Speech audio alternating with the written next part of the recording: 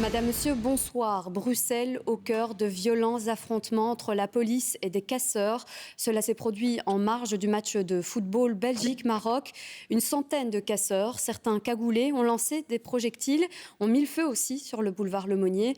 Plusieurs personnes ont été blessées et parmi elles, l'une de nos journalistes. Reportage sur place, Laurent Van de Berg, Didier Hilderive, Joséphine Turly et Tidiem Kouache.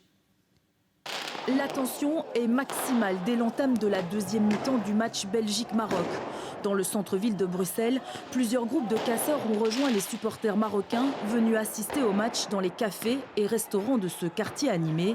Rapidement, pétards et feux d'artifice sont balancés. Une poubelle est incendiée et une voiture est saccagée, abîmant au passage plusieurs autres véhicules. Le match n'est pas encore terminé, mais le spectacle boulevard Lemonnier est désolant. Des riverains assistent à ces scènes impuissants. Les jeunes, ils sont fous. C'est des adolescents, 14, 15 ans. Ils cassent tout. Moi, j'ai un commerce ici. Tous les trottinettes, ils ont tout cassé. Et c'était de nombreuses personnes ? Beaucoup, oui. Il y avait beaucoup. Les forces de l'ordre ainsi que 2 autopompes placées en retrait interviennent rapidement sous les jets de projectiles. Pavés, mobilier urbain, tout ce qui leur passe entre les mains. Policiers et casseurs se font ainsi face durant plusieurs minutes avant de voir les casseurs se disperser. Les habitants du quartier n'en reviennent pas. Je vois ce désastre, franchement, c'est... Allez, fair play, c'est pas ça, c'est du football. Donc il faut essayer de garder un peu la joie, la gaieté, mais c'est pas, je comprends pas cette violence, franchement, c'est décevant de notre jeunesse. Au coup de sifflet final, les supporters marocains laissent exploser leur joie. Le contraste est saisissant. Alors que les gaz lacrymogènes planent encore au-dessus du boulevard Lemonnier, une liesse envahit les trottoirs. Certains jeunes supporters ne mesurent pas l'importance des débordements. Elle est top l'ambiance, c'est ce qu'on aime nous, c'est ce qu'on aime. Ce soir, le quartier Lemonnier est sans dessus-dessous. Ce match de foot laissera un goût amer à cette victoire marocaine. Ouais. Place, Laurent, la situation s'est-elle un petit peu calmée ce soir ? Le dispositif policier a été levé il y a quelques minutes. Par contre, les dégradations sont importantes ici sur le boulevard Lemonnier où je me trouve. Il y a des débris qui jonchent le sol. La police est donc partie. C'est vrai que leur stratégie, c'était de circonscrire les problèmes dans ce boulevard, dans une portion seulement du boulevard. Je vous propose d'écouter le bourgmestre de Bruxelles, Philippe Claus.